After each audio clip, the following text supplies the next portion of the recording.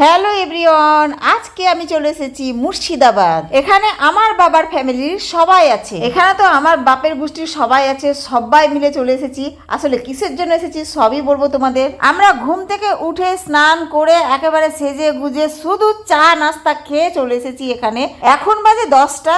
আসলে আমরা 10টার সময় চলে এসেছি বরযাত্রী। আমরা হচ্ছি বরযাত্রী। আমার বোনের ছেলের বিয়ে হচ্ছে এখানে। আমার বোনের দুই ছেলেকে খুব যত্ন করছে, মানে মিষ্টি খাওয়াচ্ছে, তারপরে রুমাল দিয়ে মুখটা মুছে দিচ্ছে, জল খাওয়াচ্ছে। এখানে এত পাত্রকে যত্ন করছে কিসের জন্য সবাই হয়তো বুঝতে পেরেছেন। এটা সবাই ভালোভাবেই জানেন যে মেয়ের পক্ষ থেকে কিন্তু গেট বন্ধ করে রাখে।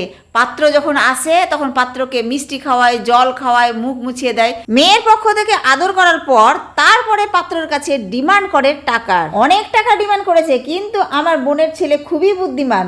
আমার বোনের ছেলে সোজাই বলে দিল, এখন তো অনলাইনের যুগ, বেশি করে টাকা কিন্তু পকেটে রাখি না, অনলাইনে পে করি। কিন্তু অনলাইনে পে করার জন্য মোবাইল দরকার। আমার কাছে তো মোবাইলও নাই, মোবাইলটা রেখে এসেছি বাড়িতে। এই বলে পকেট থেকে যা টাকা ছিল সেটাই দিল, আর মেয়ের পক্ষ সেটা নিয়ে খুশিও হয়েছে। এই তো আমার বোনের ছেলে একেবারে ফিতা কেটে দিল। তারপরে আমরা সবাই মিলে হুড় হুড় করে ঢুকে যাচ্ছি, আর কোনো চিন্তা নেই। এখন শুধু একটাই চিন্তা, সেটা হচ্ছে বৌমাকে এখান থেকে নিয়ে যাব। এখন তো গ্রীষ্মকাল, গ্রীষ্মকালে কিন্তু দক্ষিণবঙ্গে খুবই গরম হয়, এখানে খুবই গরম। বাইরে যতই গরম থাক, ভিতরে ঢুকা মাত্রই কিন্তু ঠান্ডা হয়ে গেলাম, মানে এসির ব্যবস্থা আছে এখানে। আমি চেষ্টা করছিলাম যে বৌমার কাছে যাব, ওখানে ঢুকবো, কিন্তু ঢুকতে পারলাম না, খুবই ভিড়, একেবারে দরজার পর্যন্ত ভিড়। তো আমি আবার চলে আসলাম বাইরের দিকে একটু। কিছুক্ষণ পর দেখছি যে একেবারে মেঘলা মেঘলা হয়ে গেল ওয়েদার।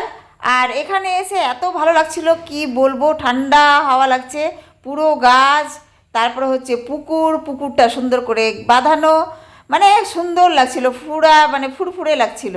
আজকে শুক্রবার, তাই বিয়ে পড়ানোটা এখনো হয়নি। বিয়ে পড়ানোটা নাকি নামাজের পর হবে, সবাই এক্ষুনি নামাজ পড়তে যাবে। এই যে এটাই হচ্ছে পাত্রর বাবা, দেখে নেন কেমন পাত্রর বাবা। আমরা ঢুকা মাত্র এখানে বসে সবাই মিলে নাস্তা খেলাম। নাস্তা খাওয়ার পর সবাই চলে গেল নামাজ পড়তে মসজিদে। মসজিদটা একেবারেই পাশে ছিল। পুরুষরা যতক্ষণ নামাজ পড়ছিল ততক্ষণ আমরা এখানে অনেক গল্প করছিলাম। এই যে আমার বোনের সঙ্গে অনেক গল্প করলাম, অনেক হাসাহাসি, অনেক আর কি, অনেক ঠাট্টা, মানে অনেক খুশি ছিলাম, সবাই মিলে আনন্দ করছি। আমার বোন সবাইকে টাটা করে দিল। তো এই তো আমার বোন সবার সঙ্গে গল্প করছে। আর এই যে বৌমা, আমার এখানে হচ্ছে বৌমা। এখন ফাঁকা পেলাম তো একটু দেখানো হচ্ছে এখানে বৌমাকে।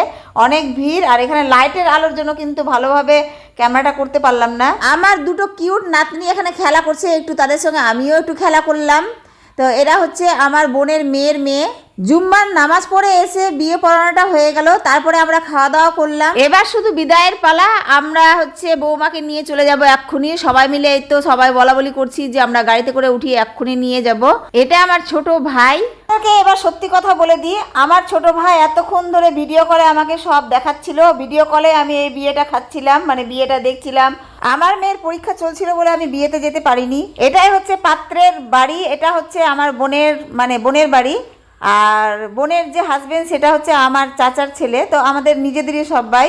এর পরের দিনের ভিডিও খুব তাড়াতাড়ি চলে আসবে। আজকের মতো এখানে রেখে দিচ্ছি। খোদা হাফেজ।